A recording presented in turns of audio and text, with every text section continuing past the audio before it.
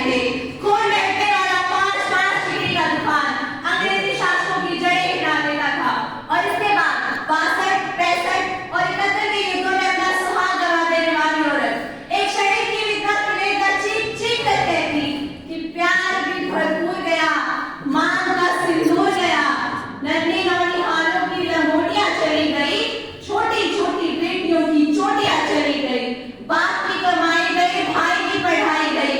ऐसा एक विस्फोट हुआ पता ही चला नहीं, जिस्म की बोटियां बोटियां हो गई। और आपके लिए तो एक आदमी मरा जनाब, आपके लिए तो एक आदमी मरा जनाब, परंतु मेरे घर की तो रोटियां ही चली गई। वाले हालात पैदा हो जाने के बावजूद भी एक माँ अपने बेटे को सड़क पर भेज देती है और उसे खत लिखकर कहती है कि अम्मा ने खत लिखा है बड़े ही चाव से, पुत्र मेरे ना घबरा जाना, एक इंच भी पीछे ना हटना, चाहे इंच इंच कट जाना, चाहे इंच इंच कट जाना। पहले देश बलिदान मांगता था, पहले देश मर जाने को, मिट जाने को, फांसी चढ़ जाने को कहता था, परंतु आज देश मर जाने को नहीं कहता, आज देश मिट जाने को, फांसी चढ़ जाने को नहीं कहता। परंतु मेरे विचार में तो सच्ची देशभक्ति वही है जब कोई व्यक्ति अपना काम पूरी लगन, पूरी निष्ठा, पूरी ईमानदारी से करे। मैं नहीं मानती कि फेसबुक और व्हाट्सएप की टीपी को 3 रंग में रंगना ही सच्ची देशभक्ति है। और अगर आप कहेंगे कि साल में 2 बार हाथ में तिरंगा पकड़ना ही देशभक्ति है, तो मान्यवर मैं पूछना चाहूंगी, जब एक बच्चा ट्रैफिक की छांव में नंगे पांव तिरंगा बेच रहा होता है, तो क्या आप उसे उसकी देशभक्ति कहेंगे? जी नहीं, ये उसकी देशभक्ति नहीं, पेट के भूख की शक्ति है जो उसे ऐसा करने पर मजबूर करती है। क्योंकि न मस्जिद को जानते हैं न शिवालयों को जानते हैं, न मस्जिद को जानते हैं न शिवालयों को जानते हैं, जो पेट के भूखे होते हैं ना, वो सिर्फ भोजन के निवालों को जानते हैं। और एक देशभक्ति तो तब आहत होती है जब एक बेटा अपने बूढ़े माँ बाप को वृद्धाश्रम की चौखट पर छोड़ आता है।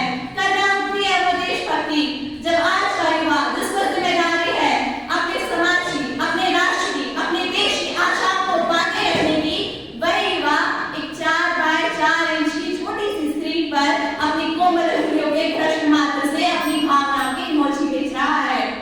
मान्यवर, 4 बोतल वोडका का मेरा रोज सारे भारत का भविष्य बर्बाद कर दिया है।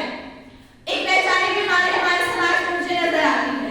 कहा जाता है कि हम दुनिया का सबसे बड़ा लोकतंत्र हैं, जहाँ हिंदू पैदा होते हैं, मुसलमान पैदा होते हैं, सिख और ईसाई भी पैदा होते हैं, परंतु दुर्भाग्यवश अब इंसान पैदा नहीं होते। परंतु मेरे विचारों में न हिंदू की जरूरत है, न मुसलमान की जरूरत है, राष्ट्र निर्माण के लिए केवल एक अच्छे इंसान की जरूरत है। एक शैक्षणिक बीमारी भी हमारे समाज में मुझे नजर आती है। जिस देश में पूरे विश्व को तक्षशिला और नालंदा जैसे विश्वविद्यालय दिए, आज उसी देश का विश्वविद्यालय दुनिया के 100 सर्वश्रेष्ठ विश्वविद्यालयों में खड़ा नहीं हो पा रहा। और इसका कारण है हमारे देश की शिक्षा नीति, जो केवल 2 तरह के लोगों के लिए बनी है, एक तो वो जो विद्वान है और दूसरे वो जो धनवान है। मान्यवर, इन सभी बीमारियों की जड़ है हमारा विश्वास। जब तक इस देश का युवा अपनी सफलता के लिए मंदिर में जाकर नारे फोड़ता रहेगा, आज का शिक्षित वर्ग दिल्ली के रास्ता काट जाने पर खड़ा हो जाएगा, तब तक हमारा राष्ट्र निर्माण संभव नहीं हो सकेगा। परंतु मेरे विचार में हमारा राष्ट्र निर्माण तब संभव होगा जब महिलाओं की पूजा नहीं, उनकी इज्जत की जाएगी, जाति आरक्षण पर नहीं, सामाजिक सशक्तिकरण पर बात की जाएगी, स्वच्छ भारत, स्वस्थ भारत को दिल से अपनाया जाएगा और एक बच्चा मध्याह्न भोजन के लिए नहीं, ज्ञान अर्जन के लिए सरकारी स्कूल की चौखट पर अपना कदम रखेगा। और मेरे विचार में हमारा राष्ट्र निर्माण तब तक संभव नहीं होगा जब तक व्यक्ति नैतिक रूप से सटीक, चारित्रिक रूप से भ्रष्ट, मानसिक रूप से दिवालिया, धार्मिक रूप से अंधा, राजनीतिक रूप से गंदा, स्वैच्छिक मान मूल्यों के आंकड़ों में चिन्ह चिन्ह पे बंधमय खंड भाग को खंड खंड करता रहेगा।